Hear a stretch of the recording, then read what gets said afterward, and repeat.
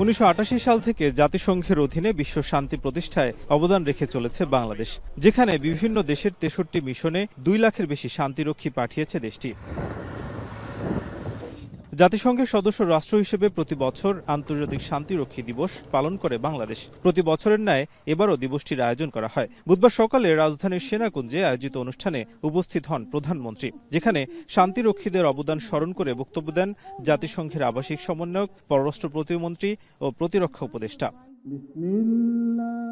এ সময় 1988 সাল থেকে এ পর্যন্ত জাতিসংঘে শান্তিরক্ষী মিশনে 175 শহীদ ও তাদের পরিবারের প্রতি সহমর্মিতা জানিয়ে প্রধানমন্ত্রী তারেক রহমান বলেন, বিশ্ব শান্তি প্রতিষ্ঠায় দেশের শান্তিরক্ষীদের অবদান অনস্বীকার্য। শান্তিরক্ষা মিশনে নারী সদস্যদের সক্রিয় অংশগ্রহণ এক নতুন মাত্রা যোগ করেছে উল্লেখ করে ভবিষ্যতেও বাংলাদেশের এমন সহযোগিতা অব্যাহত থাকবে বলেও আশ্বস্ত করেন প্রধানমন্ত্রী।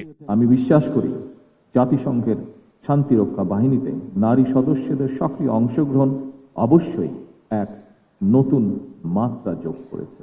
আগামী দিনগুলোতেও নারী সদস্যদের অংশগ্রহণ অব্যাহত থাকবে বলে আমি দৃঢ়ভাবে বিশ্বাস করি।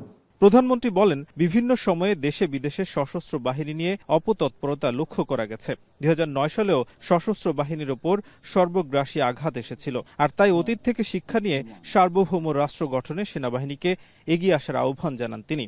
2009 সালের ফেব্রুয়ারি মাসে সশস্ত্র বাহিনীর উপরে সর্বগ্রাসী আঘাতটি এসেছিল।